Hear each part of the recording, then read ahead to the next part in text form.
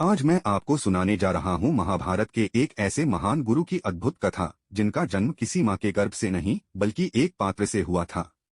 जी हाँ, हम बात कर रहे हैं आचार्य द्रोण की। दोस्तों, द्रोणाचार्य का जन्म जितना अद्भुत था, उनका जीवन उतना ही संघर्षों से भरा और सम्मान से चमकता हुआ था। आइए शुरू से जानते हैं उनका दिव्य और प्रेरणादायक सफर। बहुत समय पहले महान ऋषि महर्षि भारद्वाज तपस्या में लीन थे। एक दिन देवलोक की अप्सरा घृताची आकाश मार्ग से वहां से गुजरी। उनका सौंदर्य इतना मनोहर था कि ऋषि के मन में दिव्य भाव जागे। उस क्षण घृताची वहां से चली गई, लेकिन उनके स्पर्श से उत्पन्न दिव्य वीर्य को भारद्वाज मुनि ने एक द्रोण मिट्टी के पात्र में सुरक्षित रख दिया। समय बीतते ही उस पात्र से एक तेजस्वी बालक प्रकट हुआ। इसी कारण उनका नाम पड़ा द्रोण। न कोई माँ, न कोई सामान्य जन्म, यह थे एक अद्वितीय दिव्य संतान। द्रोण बचपन से ही संस्कृत, शास्त्र और वेदों के ज्ञाता थे, परंतु युद्धकला का आकर्षण उन्हें पिता से मिला।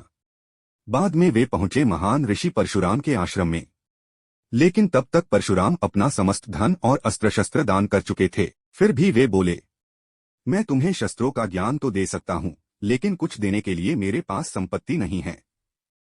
द्रोण ने उत्तर दिया, ज्ञान ही मेरा धन होगा। और वहीं से शुरू हुआ उनका अद्भुत शस्त्राध्ययन। उन्होंने भगवान परशुराम से धनुर्वेद, अस्त्र शस्त्र, दिव्यास्त्र और युद्ध नीति की गहरी शिक्षा प्राप्त की। बचपन में द्रोण की मित्रता हुई पांचाल नरेश द्रुपद से। दोनों एक ही गुरु के आश्रम में पढ़ते थे। द्रुपद ने एक दिन कहा, जब मैं राजा बनूंगा, आधा राज्य तुम्हारा होगा। द्रोण ने इसे मित्रता का वचन मान लिया। लेकिन समय बदल गया। शिक्षा के बाद द्रोण का विवाह कृपि से हुआ, जो कृपाचार्य की बहन थीं। उनसे एक पुत्र हुआ, अश्वत्थामा। लेकिन जीवन अत्यंत निर्धनता में बीत रहा था। एक दिन अश्वत्थामा ने मित्रों को दूध पीते देखा और मां से मांगा, पर घर में दूध तो था ही नहीं।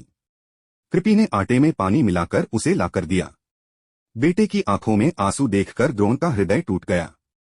उन्हें मित्र द्रुपद का वचन याद आया और वे पहुंच गए पांचाल नगरी। लेकिन द्रुपद ने हंसकर कहा, एक राजा और एक निर्धन ब्राह्मण मित्र कैसे हो सकते हैं? यह अपमान द्रोण के हृदय में जलती आग बन गया। अपमान के बाद द्रोण पहुंचे हस्तिनापुर, जहां उनके साले कृपाचार्य राजकुमारों को शिक्षा देते थे। वहां राजकुमारों ने एक घटना देखी। द्रोण ने खेलते खेलते गेंद घुमाकर एक बच्चे का मटका फोड़ दिया। उनकी अद्भुत क्षमता देखकर भीष्म पितामह ने उन्हें राजगुरु बनने का प्रस्ताव दिया। द्रोण को मिला अवसर, और वहीं से शुरू हुआ उनका शिक्षक रूप। द्रोणाचार्य ने 100 कौरवों और 5 पांडवों को शस्त्र विद्या सिखाई। उनमें थे अर्जुन, जिनसे वे विशेष प्रेम करते थे, भीम और दुर्योधन, गदा युद्ध के मर्मज्ञ, युधिष्ठिर, नीति और धर्म के जानकार, अश्वत्थामा स्वयं उनका पुत्र कर्ण, जिनकी नीति ने बाधाएं डाली। अर्जुन को देखकर द्रोण ने कहा, तुम सबसे श्रेष्ठ धनुर्धर बनोगे। और ऐसा हुआ भी। एक बार द्रोण ने अपने सभी शिष्यों से गुरुदक्षिणा मांगी। उनकी मांग थी, द्रुपद को बंदी बनाकर लाओ। अर्जुन ने यह कार्य पूरा किया। द्रोण ने द्रुपद का आधा राज्य उससे छीन लिया और कहा, अब हम बराबर हैं, मित्रता स्वीकार है। द्रुपद शांत थे, मगर भीतर प्रतिशोध की ज्वाला जल उठी। द्रुपद ने संकल्प लिया, मैं ऐसा पुत्र उत्पन्न करूंगा जो द्रोण की मृत्यु का कारण बने। यहीं से आगे चलकर जन्म हुआ धृष्टद्युम्न का, और यही कथा बनती है महाभारत का निर्णायक। दोस्तों, द्रोणाचार्य की कहानी सिर्फ एक गुरु की कथा नहीं है, यह है संघर्ष, स्वाभिमान, ज्ञान और प्रतिशोध की कहानी। एक ऐसा व्यक्तित्व जिसने शून्य से शुरू किया, अपमान से शक्ति पाई और समस्त आर्यों को शास्त्र विद्या का मार्ग दिखाया।